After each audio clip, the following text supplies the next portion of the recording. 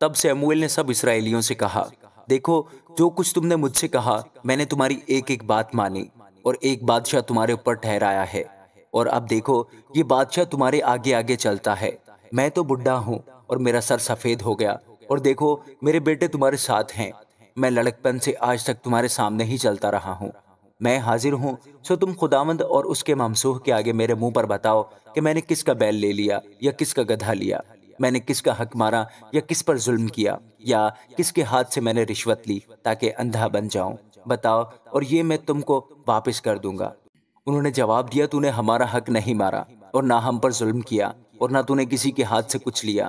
تب اس نے ان سے کہا کہ خداوند تمہارا گواہ اور اس کا ممسوح آج کے دن گواہ ہے کہ میرے پاس تمہارا کچھ نہیں نکلا۔ انہوں نے کہا، وہ گواہ ہے۔ پھر سیموئیل لوگوں سے کہنے لگا، وہ خداوند ہی ہے جس نے موسیٰ اور ہارون کو مقرر کیا اور تمہارے باپ دادا کو ملک مصر سے نکال لایا۔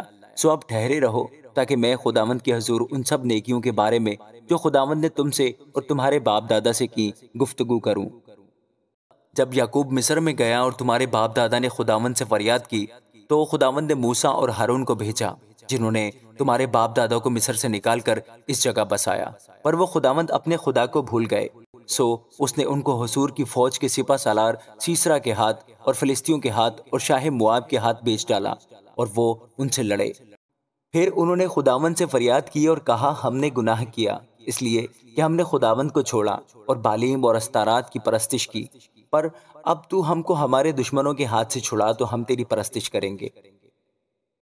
سو خداوند نے یروبال اور بدان اور افتح اور سیموئیل کو بھیجا اور تم کو تمہارے دشمنوں کے ہاتھ سے جو تمہارے چاروں طرف تھے رہائی دی، اور تم چین سے رہنے لگے۔ اور جب تم نے دیکھا کہ بنی امون کا بادشاہ ناحس تم پر چڑھ آیا، تو تم نے مجھ سے کہا کہ ہم پر کوئی بادشاہ سلطنت کرے، حالانکہ خداوند تمہارا خدا تمہارا بادشاہ تھا۔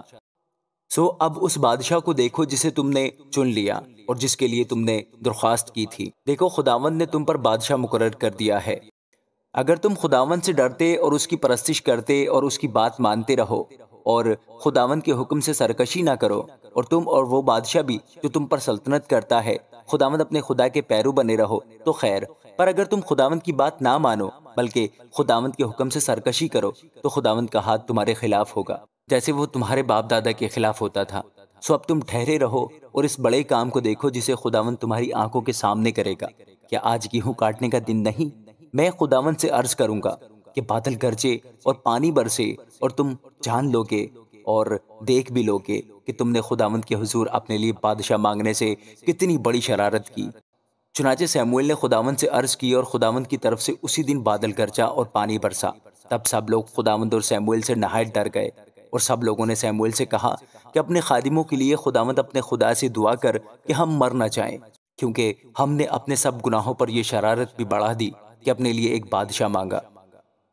سیموئیل نے لوگوں سے کہا، خوف نہ کرو، یہ سب شرارت تو تم نے کی ہے، تو بھی خداوند کی پیروی سے کنارہ کشی نہ کرو، بلکہ اپنے سارے دل سے خداوند کی پرستش کرو۔ تم کنارہ کشی نہ کرنا، ورنہ باطل چیزوں کی پیروی کرنے لگو گے جو نہ فائدہ پہنچا سکتی ہیں نہ رہائی دے سکتی ہیں، اس لیے کہ وہ سب باطل ہیں، کیونکہ خداوند اپنے بڑے نام کے باعث اپنے لوگوں کو ترک نہیں کرے گا۔ اس لیے کہ خداوند کو یہی پسند آیا کہ تم کو اپنی قوم بنائے۔ اب رہا میں، سو خدا نہ کرے کہ تمہارے لیے دعا کرنے سے باز آ کر خداوند کا گنہگار ٹھہروں، بلکہ میں وہی راہ جو اچھی اور سیدھی ہے تم کو بتاؤں گا۔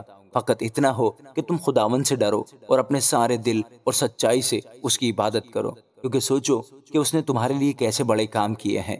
پر اگر تم اب بھی شرارت ہی کرتے جاؤ تو تم اور تمہارا بادشاہ دونوں کے دونوں نابود کر دیے جاؤ گے۔